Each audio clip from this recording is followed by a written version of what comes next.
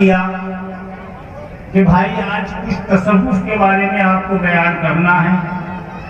ان کے اس التماس کو پورا کرنے کے لیے میں حاضر ہوا ہوں. 15-20 منٹ کی آپ خاموشی رکھیے اور جو باتیں آپ تک پہنچیں انہیں سمجھنے کی کوشش کیجیے, سمجھانے کی. بسم اللہ الرحمن الرحیم.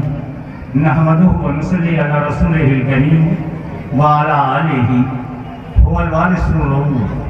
ساری تعریفیں اس مالک یکتا, اس اللہ کے لیے جو ستار ہے, غفار ہے, رحیم ہے, کریم ہے, بے شمار صفات رکھتا ہے. کسی بندے کی تعب نہیں ہے کہ اس کے سارے اوصاف بیان کر سکے, اس کے اوصاف کو صحیح طرح سے سمجھ سکے, سمجھا سکے. وہ وحدہ لا شریک, اور اس نے اپنے تمام اوصاف جو عطا کرنے والے تھے عطا کر دیے اس ایک بندے کے نام, اور اپنے نور سے اسے تخلیق فرمایا. وہ ہیں ہمارے آقا اللہ کے پیارے محبوب و حبیب محمد صلی اللہ علیہ وآلہ وسلم. اس کی ہم جب تک ادا ہی نہیں ہوتی, وہ قبول ہی نہیں کرتا جب تک کہ اس کے محبوب کی نعت نہ ہو, اس کے محبوب کا نام نہیں لیا جائے. بات تو یہ ہے کہ آپ پوری زندگی لا الہ الا اللہ کہتے رہیے. آپ اسلام میں داخل نہیں ہو سکتے, آپ مسلمان کہلانے کے مستحق نہیں ہو سکتے جب تک کہ محمد رسول اللہ نہ کریں. اسی لیے میرے بڑے دادا حضرت مفتی عبدالسلام صاحب علیہ رحمت کیا پیاری بات فرماتے ہیں, جو صرف اللہ کو مانے وہ مسلمان نہیں, جو صرف اللہ کو مانے وہ مسلمان نہیں, آپ کو مانے مسلمان ہے سبحان اللہ, آپ کو مانے مسلمان ہے سبحان اللہ. اوصاف کہوں کیا ان کے زیادہ, اوصاف کہوں کیا ان کے زیادہ, خدا سے کم ہے اور سب سے زیادہ. شریعت بنیاد ہے, اسلام کے ارکان, بنیادی ارکان حج, روزہ, نماز, زکوٰۃ ہے. شریعت اول بھی ہے اور آخر بھی. آپ نے معراج کا ذکر سنا ہوگا, آقا دو جہاں کی معراج نہایت بلندی کو پہنچ جانا, نہایت بلندی کو پہنچ جانا. واقعہ معراج ایک ایسا واقعہ ہے کہ اللہ نے اپنے حبیب محبوب کو آن کی آن میں سیکنڈ کے بھی لاکھویں حصے میں ایسی سواری بھیجی اور اپنے فرشتے کے ذریعے, مقرر فرشتے کے ذریعے آسمانوں پر بلا لی. اسے واقعہ معراج کہتے ہیں. شریعت کی معراج تصوف ہے. شریعت کی معراج میں عرض کر رہا تھا, ایک بار درود شریف پڑھ لیجیے. بسم اللہ الرحمن الرحیم. اللہم صلی علی محمد صلی اللہ علیہ وسلم. میں عرض کر رہا تھا کہ جس طرح سے آپ نے معراج کا واقعہ سنا ہے, نہایت بلندی کو پہنچنا, تو شریعت جب اپنی بلندی پر پہنچتی ہے, شریعت جب اپنے برکتیں پوری حاصل کر لیتی ہے, اس وقت اس کی معراج کا نام تصوف. اور جب تصوف معراج کو حاصل کر لیتا ہے, تصوف اپنے معراج کو پہنچ جاتا ہے, تو اس منزل کو کہتے ہیں منزل معرفت. اور جب منزل معرفت معراج کو پہنچتی ہے تو پھر انسان حقیقت میں گم ہو جاتا ہے, وہ حقیقت میں پنہا ہو جاتا ہے. یہ میں نے ایک مختصر تعارف کرایا. آئیے تصوف کا ایک اور تعارف کرا دوں. جب کچھ نہیں تھا, جب کچھ نہیں تھا, صرف وہ اللہ تھا, وحدہ لا شریک تھا, وہ یا حی یا قیوم تھا, کچھ بھی نہیں تھا. اس وقت اللہ نے اپنے خاص نور سے, اپنے ہی خاص نور سے ایک اس ذات کو پیدا فرمایا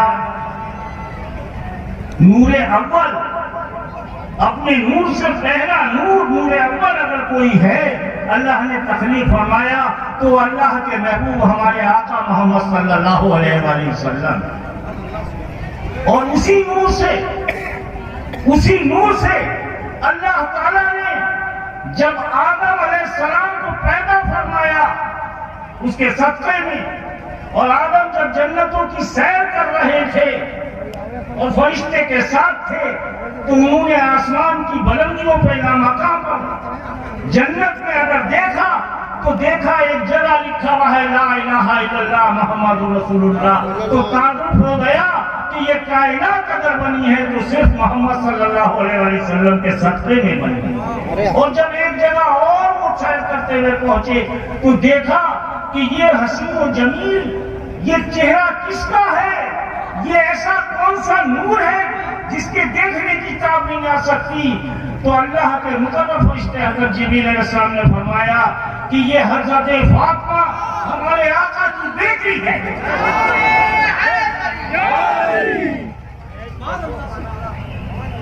اور جب آپ نے دیکھا کہ اس نور کا تو تاج اور زیادہ چمکدار ہے، جتنی یہ خوبصورت ہے اس سے زیادہ خوبصورت ان کا وہ تاج ہے، تاج میں سے بھی کرنیں پھوٹ رہی ہیں، نور پیدا ہو رہا ہے، یہ تاج کس کا ہے؟ تو فرمایا یہ ہے آقا محمد صلی اللہ علیہ وسلم، یہ وہ نور ہے۔ اور جب دیکھا کہا یہ جو ہستی گلے میں پڑی ہوئی ہے اس نور کے یہ کون ہے؟ تو فرمایا یہ ہے مولا کائنات حضرت علی کرم اللہ وجہہ۔ چلا دو کنڈل ہیں، یہ کون ہے؟ تو بتایا کہ یہ کنڈل ایک حسن علیہ السلام ہے، ایک حسین علیہ السلام ہے۔ یہی تو پاک رسول کائنات ہے۔ اب تصوف کیا ہے؟ تصوف یہ ہے کہ آقا نے بھرے مجمع میں فرما دیا، یہ اعلان تو محاذل میں بھی شاہد ہے، اور آقا دو جہاں صلی اللہ علیہ وسلم کی سینکڑوں احادیث مبارکہ موجود ہیں، اس میں ایک حدیث جو معراج تک آپ کو لے کے جائے گی وہ اور بیان کر دوں کہ معراج کا واقعہ نماز تک تو آپ نے سنا ہے کہ 50 نمازوں کی 5 نمازیں ہو گئیں، لیکن معراج میں جو سب سے بڑا انعام آقا دو جہاں کو ملا تھا جس کا ذکر آپ لوگ نہیں سنتے ہیں، آج میں اس ذکر کو پیدا کر دوں، اس ذکر کو آپ کے دلوں میں قائم کر دوں۔ تو جب بلایا تو نماز تو ایسی چیز ہے ازل سے قائم تھی، اب تک قائم رہے۔ نماز تو ہمارے آقا آسمانوں میں جانے سے پہلے بھی پڑھا کرتے تھے، عبادت پہلے بھی ہوتی تھی، ہر امت میں نماز تھی۔ تو اس امت کو صرف نماز دینے کے لیے آقا کو نہیں بلایا تھا، خاص چیز یہ تھی کہ اللہ نے بلایا جب عرش پر تو مخصوص اعلان جو اللہ نے کیا اپنے محبوب کے سامنے، اور محبوب کو جو عطا کیا وہ یہ تھا کہ اے محبوب تیرے صدقے میں کائنات پیدا کی، تیرے صدقے میں نبی اور رسول بنائے اور سب کا سردار بنا کر تجھے بھیج دیا، خاتم النبیین افضل المرسلین تو ہے، اب میں یہ نبوت کا رسالت کے دروازے بند کرتا ہوں۔ یہ دروازے میں ہمیشہ کے لیے بند کرتا ہوں، نہ اب کوئی نبی آئے گا نہ اب کوئی رسول آئے گا۔ 1,24,000 کم و بیش انبیاء آ چکے، تم سب کے سردار ہو، 313 رسول آ چکے، ان کے بھی تم سردار ہو، سب کے امام ہو۔ میں نے یہ دونوں دروازے بند کر دیے، نبوت کا بھی بند کر دیا، رسالت کا بھی بند کر دیا، اور میرے محبوب تمہاری جانشینی کو قائم رکھنے کے لیے میں نے 12 امام بنا کر یہ دروازہ بھی بند کر دیا۔ پہلے امام مولا کائنات ہے اور آخری امام مہدی علیہ السلام ہے۔ یہ ہے وہ 12 امام، میں نے اس دروازے کو بھی بند کر دیا۔ لیکن ہاں ایک دروازہ جو میرا ازل سے ہے اب تک قائم رہے گا، وہ دروازہ ہمیشہ کھلا رہے گا، اور وہ دروازہ ولایت کا دروازہ ہے، وہ دروازہ ولیوں کا دروازہ ہے۔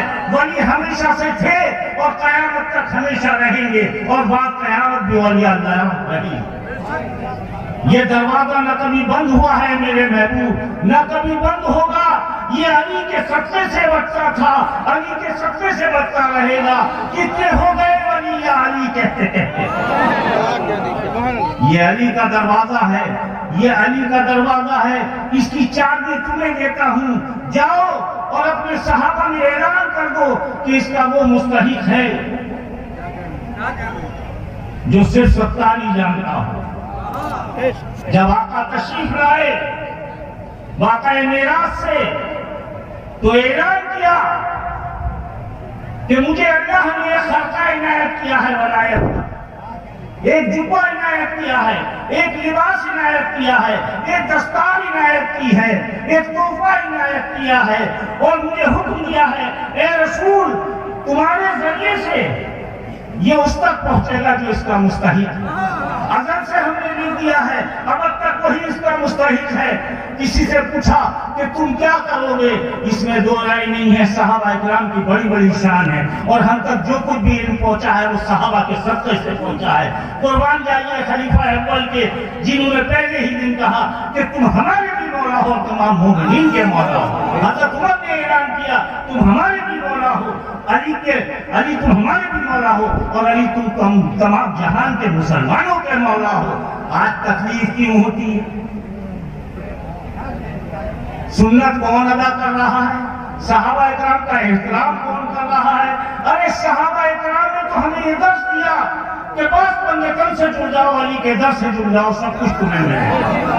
خیر بہرحال وہ خرقہ جب آتا ہے، میں مختصر الفاظ کر دوں، جب وہ خرقہ وہاں سے آیا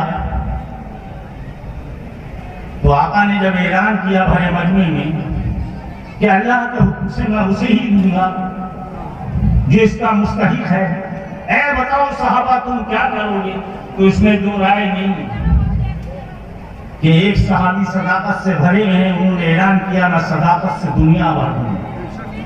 ایک نے کہا کہ میں عدالت سے دنیا بھر دوں گا، میں عدالت کروں گا۔ کسی نے کہا میں سخاوت سے دنیا بھر دوں گا۔ لیکن جب مولا کا نمبر آیا تو مولا سے پوچھا تم کیا کرو گے، تو کہا میرے مالک نے تو مجھے ستاری دی ہے، میں ستاری کرتا آیا ہوں، ستاری کرتا رہوں۔ اور ستاری کس کو کہتے ہیں؟ ہم تصوف کے ماننے والے ہیں۔ ستاری کہتے ہیں دوسرے کے عیبوں کو چھپانا، ہمارے مولا نے سب کے عیبوں کو چھپایا ہے، ہم مولا کے چاہنے والے ہیں، سب کے عیبوں کو ڈھانپتے ہیں۔ یہ ہے تصوف۔ تصوف یہ لے لو، فلاں نبی کا یہ لے لو، اسے تصوف کہتے ہیں۔ بہت الجھ جاؤ گے، میں عوام تمہیں ایک خطاب کر رہا ہوں، بس علی کے ہو جاؤ، عام انبیاء کے غلام ہو جاؤ گے۔ تصوف کہتے ہی علی کی ذات کو ہے، علی کے ماننے کو تصوف کہتے ہیں، تو پھر تمہارے اندر سب صفتیں پیدا ہو جائیں گی۔ تم علی کے غلام ہو گئے تو پھر تمہیں دنیا کا بھی بادشاہ بنائے گا اور دین کا بھی بادشاہ بنا دے گا۔ تو تصوف نام ہے علی علی کہنا، تصوف نام ہے علی علی کرنا، تصوف نام ہے علی کا چہرہ دیکھو تو عبادت، اور علی کا ذکر کرو تو عبادت۔ یہی ذکر ہمیں صحابہ نے سکھایا ہے، یہی چہرہ علی کا کرتے تھے صحابہ اکرام۔ ارے صحابہ اکرام کے اگر غلام ہونا ہے تو علی کا ذکر کرو، علی کا چہرہ تکو۔ اسی طرح کا 1 گھنٹے خطاب کروں، عنوان ایسا ہے، لیکن میں سمجھتا ہوں کہ انشاءاللہ میرے آپ کے درمیان گفتگو ہوتی رہتی ہے۔ ہمارے بڑی دور سے یہ مہمان آئے ہیں، کلام صوفیہ کے یہ ماہر ہیں، سرکار وارث پاک کے غلاموں میں میرا بھی نام آتا ہے، یہ وہاں سے نسبت رکھتے ہیں، میرے مہمان بھی ہیں، میرے محترم بھی ہیں۔ آئیے اب تصوف کو اس انداز سے سنیں، اس انداز سے سمجھیں۔ علی امام من ہست و منم غلام ہے۔